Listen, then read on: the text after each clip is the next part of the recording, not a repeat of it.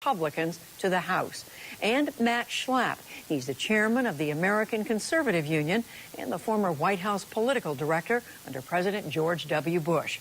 And for the record, we note that Matt's wife, Mercedes Schlapp, is a senior communications advisor to President Trump.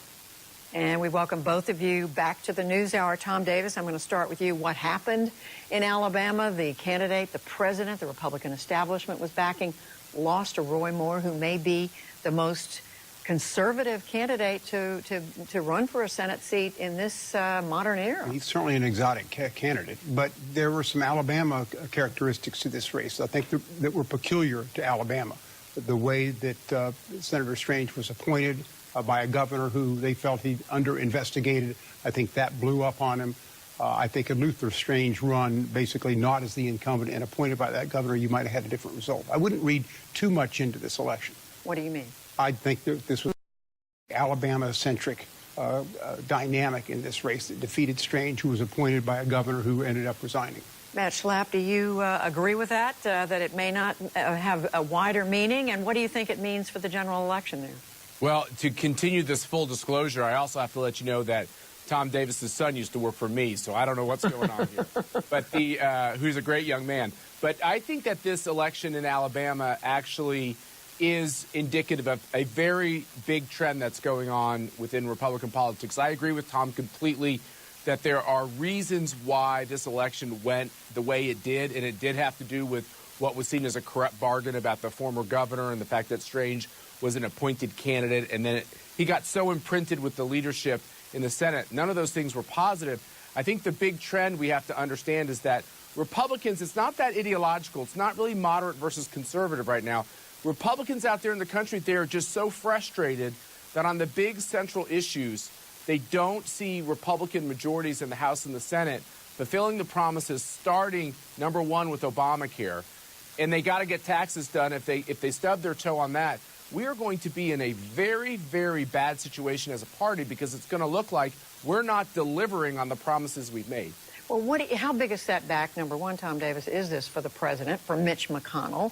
And what is it potentially going to mean for other Senate races? Well, it's a shot across the bow to the Republican leadership in both the House and Senate that they better get their act together and exercise some teamwork and get some things passed. What hasn't been talked about, and there were a couple special elections yesterday in state legislatures. Republicans lost a state Senate seat in Florida, and they lost a state House seat in New Hampshire. It was a heavy, strong Republican seat. What's happened is you're finding the Republican vote being depressed at this point. Republicans are kind of down on their party, and Democrats are really juiced at this point, have a lot of excitement, and that can really skew turnout in favor of Democrats if the Republicans don't do what Matt Schlapp said they need to do, and that is pass some of these things that Republicans elected them to do. How do you see this, Matt? How big a setback for the establishment is what I mean? It's big. I mean, and once again, I don't think it's as ideological as some like to portray it. Yes, Roy Moore is a very conservative guy, and he's a strong Christian conservative. But really the dynamic in Alabama was who could be closer to Trump.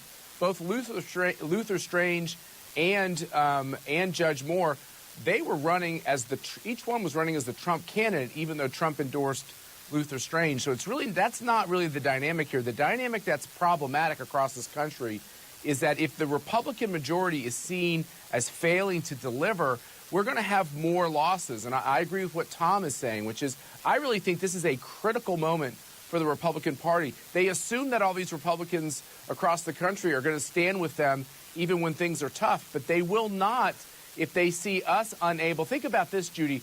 On these reconciliation votes, which is what all the health care votes have been so far and what this tax vote will be, what reconciliation means is they can do it if they want, just with Republican votes in the Senate. Even on those votes, they failed to pull together as a conference to get to 50. That is quite a stunning problem when you ran for 7.5 years after attacking the Obama agenda. So, Tom Davis, is the message then to Republicans to keep moving farther to the right, or is it to think about working with Democrats? I think Matt has made it clear they need to get things done. They need to try to solve these. How? By Look, I was in the House when we had 5- and 6-seat margins in the House, and we were able to pass legislation. It was almost as polarized as it is today, but we functioned as a team. I think right now some of these outside groups, some of the outside media get involved with this, and members aren't feeling part of a Republican team, but they either hang together or they hang separately. Republicans have got to pass tax reform, and that is a must, or I think. Well, in whether it's tax reform or anything else, Matt, is the answer for Republicans, again, to lean more to the right, to bring in more Roy Moores, or is it to work across the aisle? The president said today he's prepared to work with Democrats on tax reform. Well, you know, Judy, I obviously chair a group with conservative in its title. I am a true blue conservative. I want to see the Republican conference in the Senate be conservative. I also am a strong Republican. I'm a conservative first, a Republican second, but I want our Republican Party to be a national party. I want us to be able to win in red states and in blue states. And the only way we're going to accomplish that is if we can be competent at having the majority. If you really think about it, Republicans do great. We're the anti-government party. We do great when we're out of power and we criticize those trying to grow a government and raise taxes. We are great at that. We excel at that. We prosecuted the case on Obamacare for 7.5 years, and we did a sterling job. We got our message out. You know what we weren't so good at?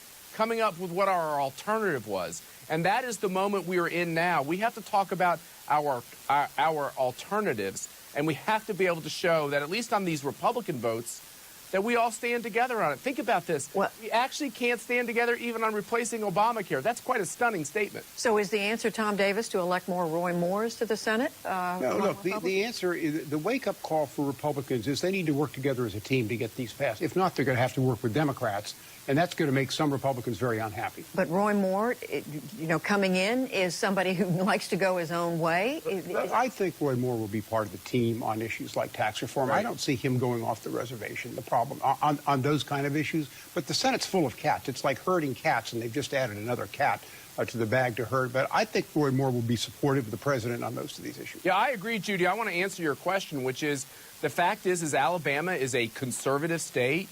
Both Luther Strange and Roy Moore match up with the philosophy of Republican voters in the state, and that is what the Republican Party is be made up with. Some are going to be more conservative, some are going to be less conservative. But on the central issues of are taxes too high and is government playing too big a role in your life, we should be able to unify on these questions. And for people like Susan Collins who have not been there, actually, the politics back home in her state are getting tougher because even moderate Republicans back home in these states, they are antsy over the fact that we're not getting things done. Well, the cat herding is underway, and we'll continue to watch it with Matt Schlapp and Tom Davis. Thank you you both. Thanks, guys.